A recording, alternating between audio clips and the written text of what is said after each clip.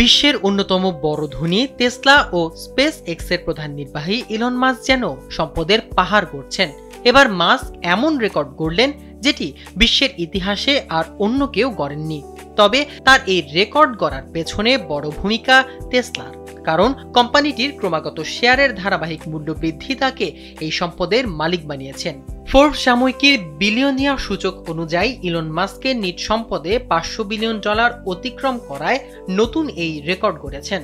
ফোর্বসের তথ্য অনুযায়ী গত বুধবার বিকেল 4:15 পর্যন্ত মাস্কের নিট সম্পদ দাঁড়ায় $500.1 বিলিয়ন, যা বাংলাদেশি মুদ্রায় প্রায় 50,100 কোটি টাকা। বর্তমানে ইলন মাস্কের কাছে টেসলার 12.4% শেয়ার রয়েছে।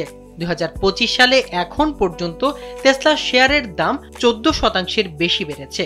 শুধু বুধবার একই দিনে প্রবৃদ্ধি হয়েছে 3.3%, যার ফলে মাস্কের সম্পদে যোগ হয় আরও $6 বিলিয়ন।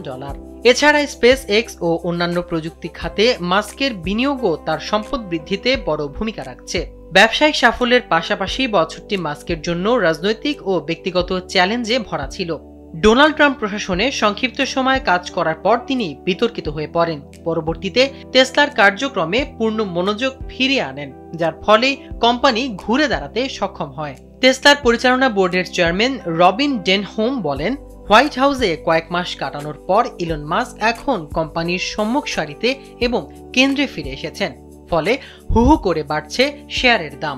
বিশ্বের শীর্ষ ধনী ব্যক্তি হিসেবে ইলন মাস্কের এই নতুন মাইলফলক শুধু তার ব্যক্তিগত সাফল্য নয়, বরং প্রযুক্তি নির্ভর অর্থনীতির শক্তিশালী প্রতিফলনও।